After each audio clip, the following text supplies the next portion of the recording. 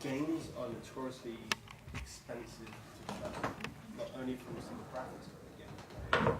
So if you start with a gameplay which already exists, it makes the life a lot easier. And if you look at a lot of the popular games, they are very much based on those original gameplay mechanics like Space Invaders or Pac-Man or Mario. So when we're thinking about play mechanics, sort of tools for sort of engaging people, you don't have to invent a whole brand new form of game mechanics. You can just pick something which you know works already. This is the foundation for any ideas we have. So if we're trying to motivate patients to do exercise, pick something which we know which already works. Don't sort of say, well, let's come up with a brand new game mechanism. Let's pick something which is out there already. Not easy to do that. Then I'll show you something about what you talked about. And boil it down to one slide. So just so you know the problem. So, I'll figure out. okay, just I don't want to. I know. You want to get it. I just want to know one thing. Oh, he's going into it. Is it on the internet, is it? No, it's not on the internet. Somebody got internet on there? Hang on. I'll make it work. Okay, he's going to make it work. Very good. So I think we've had some sessions before where we've looked at Cole as a way of motivating patients to do more exercise, and the solutions in those sessions were about getting the patients to leave their homes or getting them to socially interact more. I think you were at the last session, weren't you? We gave some quite good solutions to that, but I was wondering if anyone could sort of chip in terms of a direction you think which we should look at with this, whether it's motivation of patients to do exercise or whether it's motivating patients to be more engaged with their family life and things. Yeah, I think we have to go in a direction where they are also not playing only with their phone or iPad or what they are using, but also have them to make some social activities with others. Okay. So to combine those two things, and also the motivation part is quite crucial. So it doesn't necessarily, and interesting what you're saying there, it doesn't necessarily need to be technology bound. I mean, if you think about games, we play games as kids all the time. We play tag. I mean, if you think about tag, it's Pac-Man. Without telling to tag game using, the bumper technology. On the phone. Yeah, that's tag, and then the guy with tag needs to hit the another one with the program turned on. I mean, the great thing about the technology is we talk about pushing people and sort of motivation. Technology is a good way of tracking gameplay, but actually traditional games, which we normally play and we're used to, don't require any technology. Technology is sort of aiding that and sort of helping to record it. And if we look at the audience people we're aiming at, I'm not sure what the results were, but I'm assuming they're not necessarily heavy on the tech savviness, are they? Or I don't think so. It's done for the video. So we were talking a little bit about the screen size and so any technology. I mean, there is an opportunity to use invent technologies or develop wearable technologies which are less intrusive and get less in the way, but are also able to use them and then track things, and then they can show the results on more traditional media. That could be an opportunity. Did you understand the problems that he was talking about? Someone. Yeah, but this circle quite shows what the key problems is in cold. These stories and Danish development. Yeah. When you got cold, you got a shortness of breath, you have a hard time breathing, hard time getting air. And then that will get you immobile because you don't want to move that much, because then you get out of air once again. And that will make you then get not be that fit, you don't exercise that much because you don't want to do it, because then you get a shortness of breath again. So you have a circle here going on not exercising, not moving. And because you have short of breath and you get immobile, you just sit around, you will get social isolated socially, and that will give you depression because you just sit around at home, getting fatter, and so that's the two key issues with the cold, that you don't want to move around that much because you get a shortage of breath, you feel like you're dying, and when you're just sitting at home not doing anything, you don't get out and get social. So it's a very much a social thing, and something about moving around. If you can train, you can exercise to get your situation to be better. If you train, you can be better at coping with the situation, and you can get better at getting air in. But the hard time is that you have to train. You have to push yourself to a limit where you think that you're gonna die of shortness of breath. And a big problem is the psychological part of it, that you always think that you're choking. So it's a very interesting and complex problem. And they have some programs where they come in and talk about it, where they come in and they sit in groups and are together with other people that have cold, and they train together once a week for like 6 or 10 weeks or something.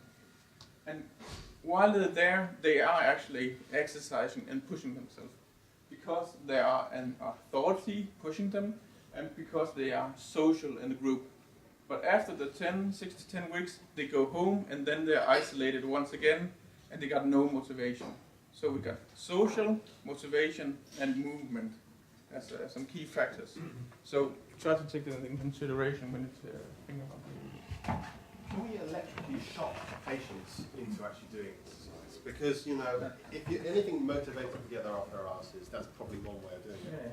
Maybe we shouldn't give them, there's a new device called a death watch, and that counts down your life. So if you don't do any exercise, it just gets shorter and shorter. Maybe that's, you just give everyone a death watch. And basically, if they don't, then they can see their life just spanning away. Maybe it has a negative thing, probably spirals them into more depression. Not such a good idea. Yeah, and me and Jan talked about making a chair for schools that shows if We actually have this shit. yeah, the chair. And Richard has the sensor we need. No, it's just like a rocking chair, and then it moves around. And if you don't move around, it should vibrate. Maybe you should shove kind of a gyro vibrate on the ass of people, so if it sits down so much. Oh, I have to move. But this is missing the social aspect. That's Yeah. But I think the social aspects could be coped with using collective scoreboards. Well, So our we could scoreboard's a great way of motivating people. I mean, that's one, because I mean, if you give someone an arbitrary number and say, well, you're top ranked, actually, there's been studies which looked into things like fuel banks, for example, and those are great if you're of that mind, if you're a person who's self-motivated, you want to improve yourself. But what people find is when they're trying to use those technologies to improve their health and their fitness, and if they're not particularly, trim, if they leave it for a few days, they see there's a big graph going down, and they realise, oh, demotivating. So things like Figure Runner are very good. This is the thing where you can draw pictures because it's motivation in a different way. But I was not thinking as a traditional scoreboard No, with high scores and so on. I was thinking about making scoreboards like containing 3 elements, for example, different elements. Because when you do one thing, you might be high in this, and another guy might be high in some other points. So this might summarize to that you have to do something in all these. So don't have a competition way, but some kind of communication way of doing things. Instead of having the competition in what you're doing, having a communication on what you're doing. Yeah. And maybe you have a group, a collective of points in the group, so the group has to walk from Denmark to Paris or something. And then the group collectively gathers like a month or something. Have to walk the mile, and if some of the groups aren't participating, maybe the rest of the group will contact. Why? So we talked We about have to kind of idea we have about to reach the goal together. Yeah. What about the families involved with these patients? Because it strikes me as that we can rely on other people in the group to contact each other, but the family are the people who are going to have the most concern over the elder parents and can't. But some will be lonely, so. Might be lonely, so that doesn't work for them. But the thing is with all of these things, we need to sort of maybe narrow it down to one group, because we're not going to come up with a solution for everybody.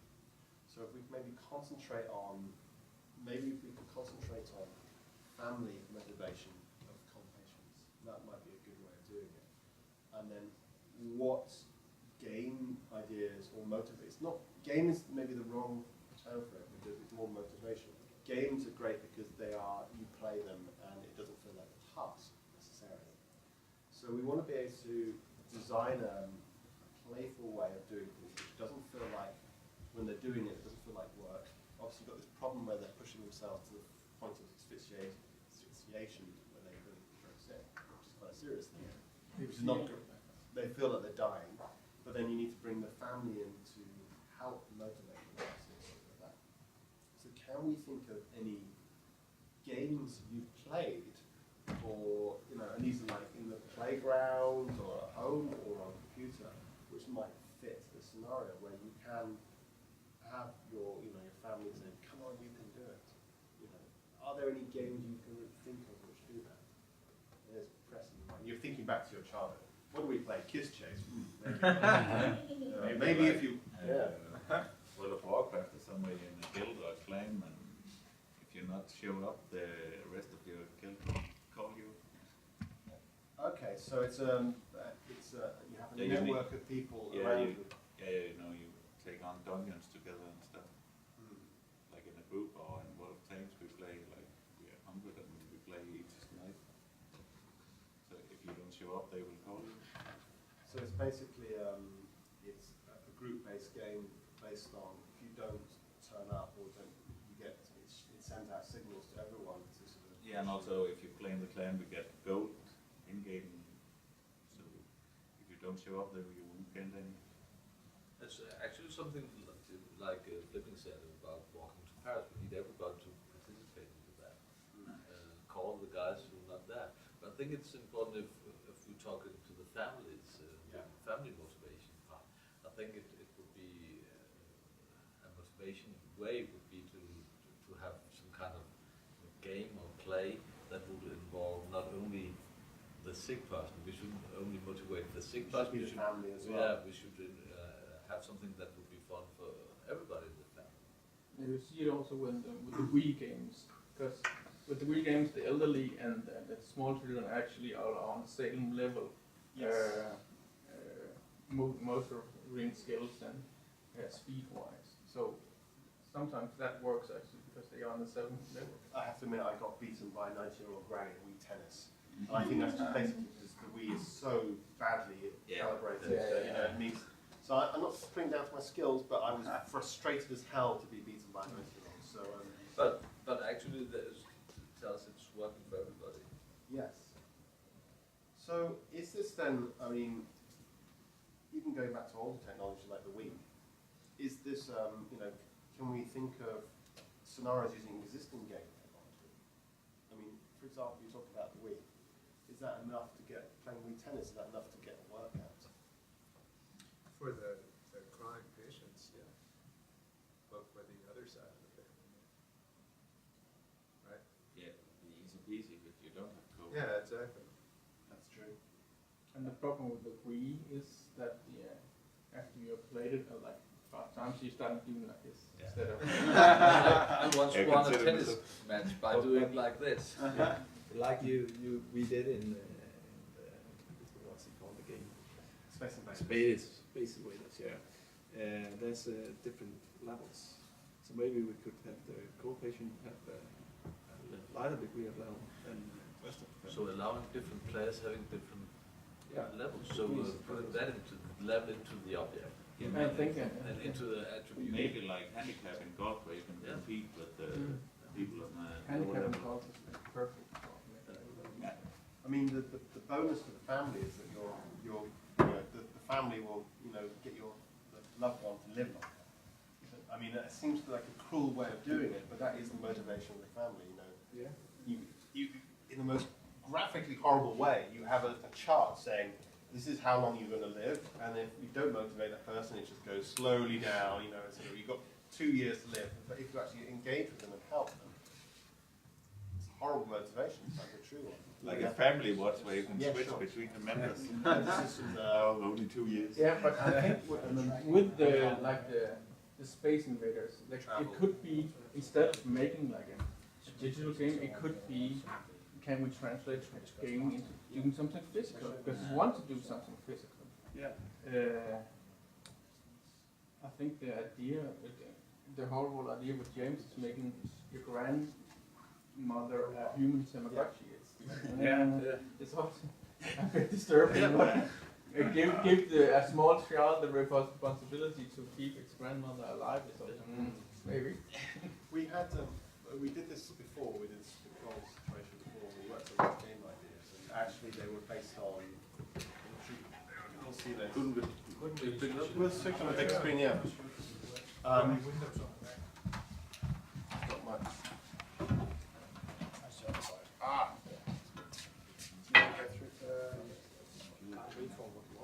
no, I can't either. So we had some ideas last time, but I think these ideas were very, I'm going to stand right into the thing. These ideas are much bigger, and I think what we're dealing with here is more about the family. If we just figure out the family and the motivation, the death idea is great, I think. Maybe we could do it in a less graphical way. But we talked about, this is about collaboration with other patients. This is a bit more complicated, but the idea being that we want people to do exercise by just going to a point, like a location, so going to the post office, or going to feed the ducks or something. And you challenge a group of people who have cold to say, okay, can all of you go to the post office today? And using trackers, it tracks how far away they go from the home. So we're not involving heavy, difficult technologies, it's just GPS trackers. And at the end of the day, or at the end of the month, they can see collectively how well they've done. They can see how far they've gone. And we talked, I think, about rewarding them with sort of Tamagotchis and things like that. I'm not necessarily sure that's probably the best way of motivating somebody. But it's an interesting way of challenging someone with cold. So if it's your parents or something who are cold, say, well, this is the mark, we're going to challenge you today to walk here. And at least then you can actually come into your family and say, look, I'll come with you. And there's actually some really simple software now on the iPhone which does this. I think on Moves is another platform which does this, and it just uses, it can map out actually where you travel. So these are existing solutions which have open APIs which you can program into. This one here called, sorry, I just going to find this image. And this is quite a nice simple app because it shows actually just updating. Saying I've done no account.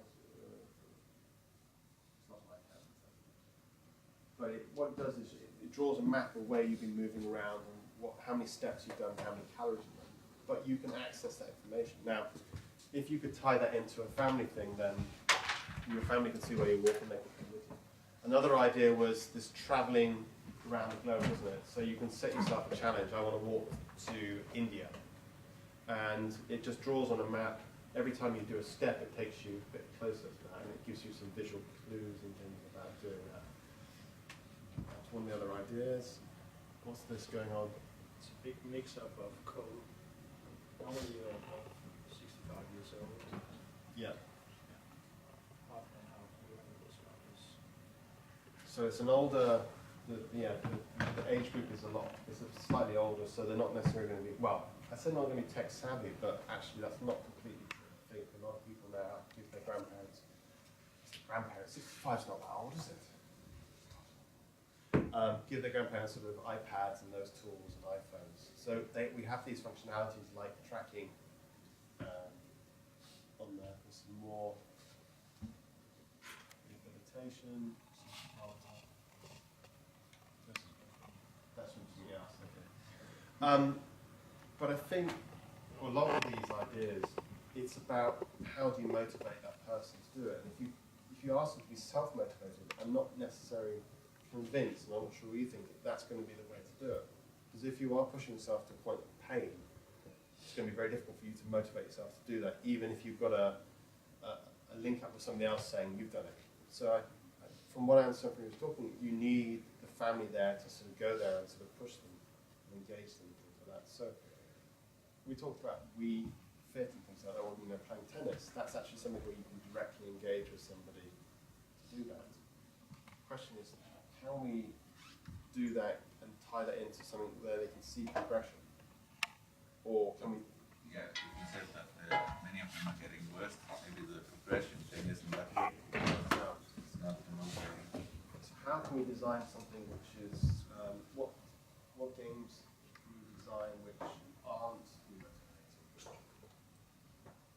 Maybe like if you only get the score after each, if you say that I have code class 20 or so, then I get more points of doing some exercise than you do if you only class 5. So it scales up all the time. So it's a bit like, do you know these, when you have, you might have them in Denmark, or when you have charities and they're trying to raise money for something. Now the interesting thing about that is you have a big chart, and you go from nothing to buying a new school or something like that. And then along the way you have these kind of points of like, we can buy a Ferrari now, we can buy a thing. But the interesting thing about those, they just keep on filling up. They don't go down unless someone's sort of siphoning off the money and spending it themselves. Now, that's great because then you can have these targets all the way along the line. So, grandpa lives 10 years longer, that's the target. But it might be that it's just based on a very simple graph of, like accumulation point thing. So that it's not about demotivating somebody in that sense. It's just it's a simple point scoring system, but every time you do an exercise, or you can push in those points into that system. And they could be very, crazy, stupid. You've done this much exercise this week, and you have points to the point where you saved a puppy in China or something like that. But it's very important to have those milestones, because if you just have a big goal, it just seems like, oh, it's so far ahead, so you never reach your goals. So it's very important to have those milestones along the way. If you have parents or family members who have like this cult, imagine they're sort of very, they're alone. What kind of milestones do you think would be good motivations? We'll have 10 children for you or something. I don't know. What can you think of motivations? Or maybe this is a question to the people who have what would motivate them to? I think the motivation is No, go ahead. is to get to spend some more time with the family. That's motivation enough, because they know that we come visit you. Yeah. So you will actually come with. Maybe we should. We will invite Talk a little you. bit more about You run motivating their grandchildren to come play with them. Yeah, the social interaction aspect that they were talking about. Yeah. I mean, they need it. Yeah. Otherwise, they just... But we all know the children don't come and play with old people. Yeah, after the second that's- time, yeah. they're done. But do you think that's more about them not realizing the time? 'Cause I know for myself, when you have family time, you get very busy, and it's very difficult to schedule things in, you don't use more as an excuse not to go to do things. But if obviously you've got a relative or a family member who is ill with cough, then you have somewhere tying in to remind you, saying, okay, if we do this, then we should go and visit, and we should do these things. You hopefully would be organising your time to go and visit all weekends, but just some simple nudge reminders from the family's perspective, saying, well, if you do visit, it will push them, it will make them live a bit longer. But then, do you then have a simple system like that? It's a calendar system. It's nothing more complicated than that, with a chart saying, if you go and visit, they live a bit longer. They don't die. And it could be as twisted as that, maybe. And then what games do you play when you're there? You just Yeah, maybe we should focus a little bit on the grandchildren, how to motivate them to come. And how to keep them Yeah. motivation. That's the biggest thing. Isn't it great to come and play video games with your grandma? Oh, I did that last week. Like, I've got 2 kids. They get bored. Yeah, they're getting bored. And it's also So a that's big why- responsibility to put on them to make the grandparents Yeah. the Tamagotchi thing. So then the question is then, do you design a game which they would want to play, which would be cool enough for them to play in that situation? If we're putting the emphasis on the grandchildren, so that you're tricking them into playing with the grandparents. Yeah. Effectively. Mm. Instead of seeing it, because what we've been doing, what a lot of things we've been doing so far is about putting the onus on the patient with the cold. But if you have, I mean, obviously it limits them because it means they have to have grandchildren. But if they have grandchildren, and they're a great way of actually, if you keep them interested, of engaging with the grandparents and making them coughing to the point of being sick, and that might be another problem. Yeah. But if you can have a game which they can play and remotely as well, maybe that's the solution here. Maybe it's some sort of, it's a game which they can plug in, so say, well, it's like War of Tanks, for example. It could be a situation where they need their grandparents to do some exercise so they get some power-ups to the game. Or maybe it's an interface which basically, if the grandparents do something, it plugs into lots of different games. So it doesn't matter what games the kids are playing, if they can get their grandparents to work a bit harder, they get some goodies out of it. So it's the same thing as giving sweets as a reward to come and see you. Not that grandparents do that. And giving kids, there's no reason why grandparents gives candy at all to go. But it's the same thing. It's rewarding the grandchildren with points to games or power-ups to other games if they do their exercise. Could that be an interesting? Let's guilt trip the old people. Yeah, basically. So the little kids say, well, you didn't do any exercise, my character died in World of Tanks. What are you doing? You need to do some more exercise. It's a slightly evil and twisted way of doing it, but you could, I mean, what games can you think of which you could, I mean, it would have to be online games, I would imagine. Then you get Bonuses. They got in the game that has a monetization program. They have coins and everything, Yeah. like birds, angry birds, or whatever. Each game has coins and Maybe, also different yeah. upgrades. many games on Game Center on iPhone. So you could actually team up with Game Center or something on an I iPad. don't know if it's possible. I don't get bonuses. Okay. I didn't get bonuses from playing. So how can you tie that into exercises? Like you can patients get do more to generate? coins. those special little angry Any bird game you can weapons. connect There's to only Game those Center. ones. Yeah. Yeah, so they can compare. I play Space Invaders. So in theory, you could design a game for the cold patients which just collects points. So if they're doing their exercise, and you can use them, I'm not sure what sensors you can use. What sensors you can use for cold patients? Breathing, you know, to measure that they're doing their exercise properly. So what we're talking about is, oh, you got some shows. Got some stuff. No, I was thinking if there's a sensor, some sensors you can use to simply plug into an iPhone, and all it's doing is recording how much you're doing, how much exercise you're doing. What that's actually doing is rewarding you with Game Center points that your children then can use to sort of make purchases. God, this is an evil way of making. Yeah, isn't it like isn't it just getting a new puppy or like, oh, then we bought the guinea pig and then we're ending up feeding it and doing it all ourselves. So it's ending up with by we doing all the exercises because our grandparents can do it, so our children are happy. Yeah. Yeah, I'm just thinking about. Maybe some achievements.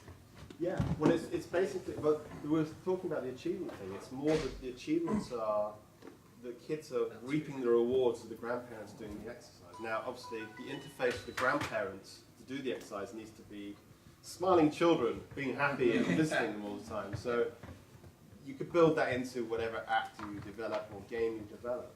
But I like evil solutions. They work so much better. Yeah, I know. So the devices here you got for the breathing one, obviously, and This one, the peak video. yeah.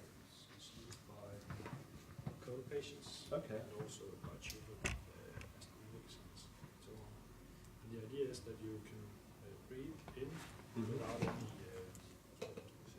resistance, and when you breathe out, they create a small tube. And you need to train your lungs so you can loosen up Phlegm and stuff saliva. like that, and then you can train with your lungs. Okay. And actually, we were at a cold workshop where we talked to one of the nurses, which were from the child department, Yeah. and she asked us, could you please do something that could motivate our children to do the exercise, and also to make sure that they did it correctly. Okay. So when you're trained by this device, it's very important that you don't go too hard or too little, because then it could actually have the opposite effect. So what we did is we took this pressure sensor, built for something else, and we put it directly onto the deep flute, and we made a small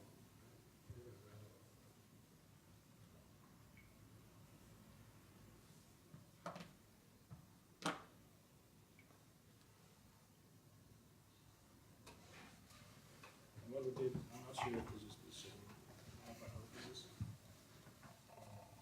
The idea is that we made a small video, a Lego app, that is called. So this is with children with similar problem or breathing problems? Yeah, they need to do the same exercises like asthma. Oh yeah. Okay.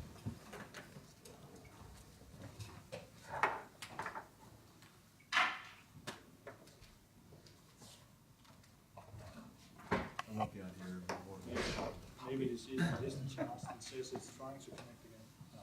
Well, the idea is that I can't show it right now. I need to put it in the charger.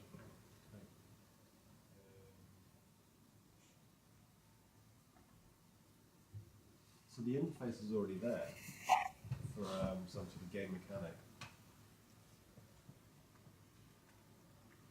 Yeah, if you want to use the flute. The flute itself. You could have a simple app with the child, your child, and then you could do the facial, manipulation. You could take photographs, happy to sad, and then if you're doing the exercise correctly, the child, your grandchild's being excited and happy, and then if it's that's actually Nice.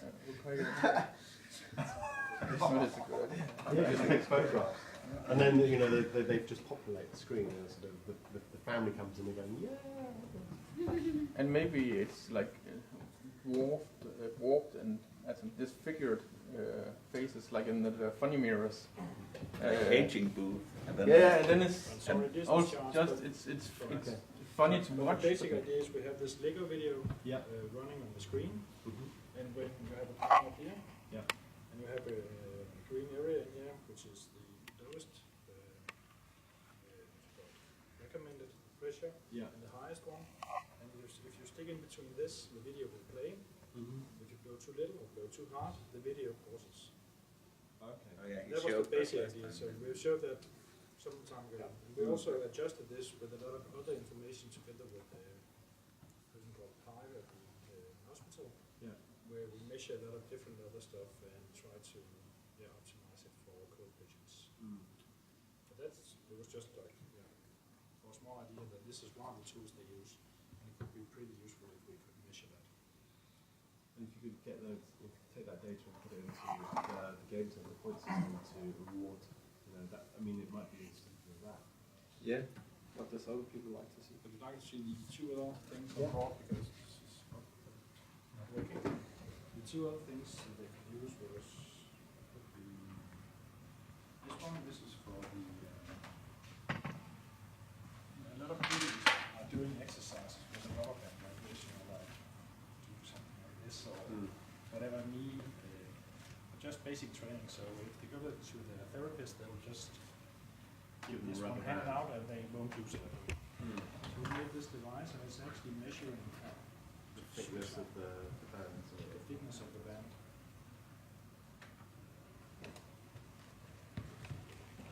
We made some choose what is this, blah blah blah. We can show a video how to do the exercise. Next. The stick. Who's designing interfaces for you at the moment? It's one of one of the other employees in Spooky. Who's doing the Nice man. So you just put it on the rubber band.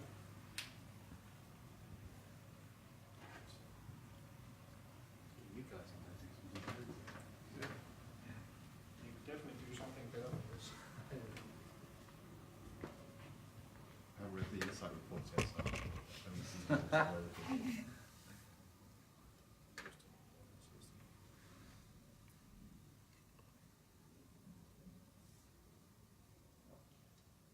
Well, I just got this 2 minutes before I ran out of the door. At least this one I know is working.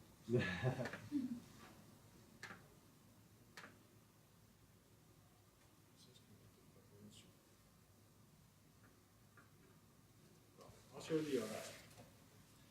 But this one measures the thickness of the rubber band, so you can see how many exercises you're doing and also quite how far you stretch it. So you can monitor that and do interesting programs with that. Then we also, inside this unit, besides the thickness measurement, we also have a 3-axis Accelerometer. yes, please. Yeah. And a gyroscope. Okay. And we just made a small demo with the only the 2-axis. So that actually works on the. Okay. Wow. I have seen it work. It worked earlier. I think they ran out of battery.